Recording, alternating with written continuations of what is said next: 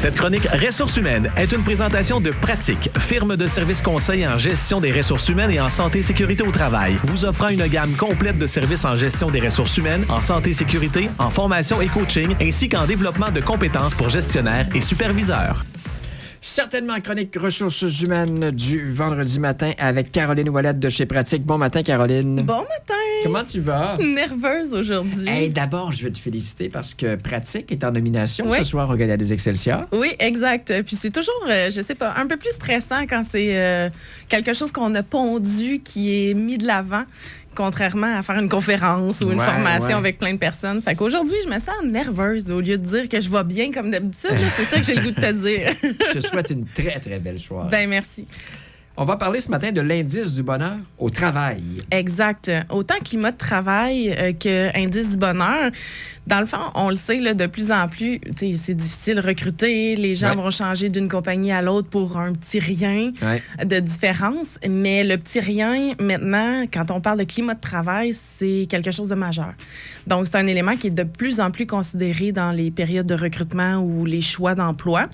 Et il y a beaucoup de gens qui ne sont pas toujours à l'aise de gérer le climat de travail quand ça dégénère un peu ou qui manquent de confiance en eux ou qui ne savent pas trop comment intervenir. Donc, on laisse dégénérer un petit peu le climat de travail. Donc, c'est sûr que ça a énormément de conséquences néfastes là, dans l'équipe, puis aussi dans la rétention des employés.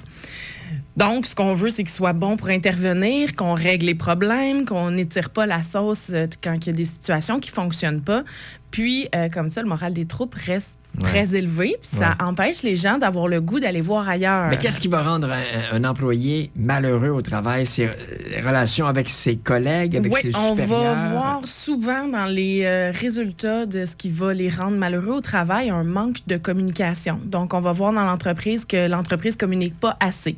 Les gens ne se sentent pas informés ou ils ne se sentent pas impliqués autant qu'ils devraient.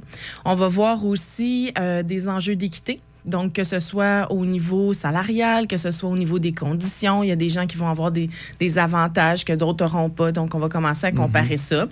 La civilité, le respect, le harcèlement, c'est tous des éléments qui vont commencer à ressortir. Ça peut être le harcèlement d'un employé, un leader négatif, etc. On va avoir aussi l'absence de reconnaissance qui est souvent dans les constats qu'on fait après avoir fait un diagnostic. Puis tout ce qui est inquiétude reliée à la sécurité d'emploi, à la finance de l'entreprise aussi, peuvent être des éléments qui vont amener les gens à avoir un peu moins de bonheur au travail. Donc, la communication, beaucoup, l'échange, la reconnaissance, c'est des éléments qui ressortent souvent. Puis l'équité aussi, là, comme on disait. Qu'est-ce qu'un patron peut faire pour s'assurer que son équipe est heureuse au travail? Bien, on parle souvent de l'indicateur du bonheur. On a plein d'indicateurs de tableau de bord, etc. Mais l'indicateur du bonheur, maintenant, c'est pas un plus, c'est vraiment un must. Donc, si je te demande, Sylvain, toi, sur 10, ton bonheur au travail avec ton équipe, ton ambiance, tu me donnerais une note de combien? C'est 10, c'est sûr que c'est 10. Là, c'est parce que le patron écoute. Oui. Donc, on vient chercher le pouls de l'équipe. On peut avoir des sondages comme ça qui sont faits mensuellement ou autres, avec des questions précises qui viennent nous donner l'état de la situation. Et quand on voit que cet indice de bonheur-là baisse, à ce moment-là, on va faire souvent une intervention. Il va y avoir un diagnostic qui va être fait sur le climat de travail. Fait que ça peut être fait sous forme de rencontres de groupe, de rencontres individuelles, de sondages anonymes. Le sondage anonyme amène beaucoup d'informations. Puis, quand on combine ça ensemble après, on fait une analyse des résultats, puis on peut mettre en place un plan d'action.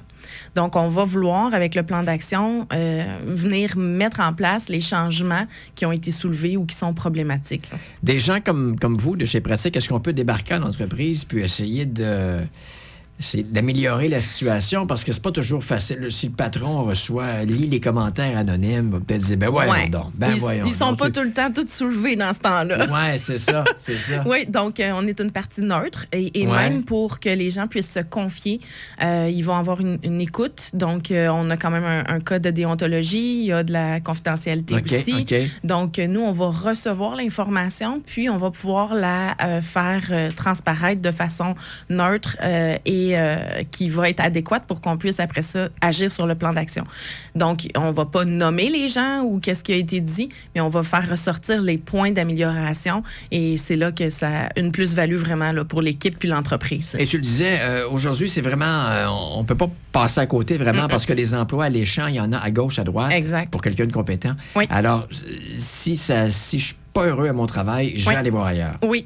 Puis comme employeur, on a intérêt à investir là-dedans aussi parce que c'est démontré qu'un employé heureux est 12 fois plus productif. Ah ouais! 10 fois moins de jours d'absence, puis un taux de rétention 2 fois plus élevé. Wow. Donc, c'est pas une dépense de gérer son climat de travail, c'est un investissement.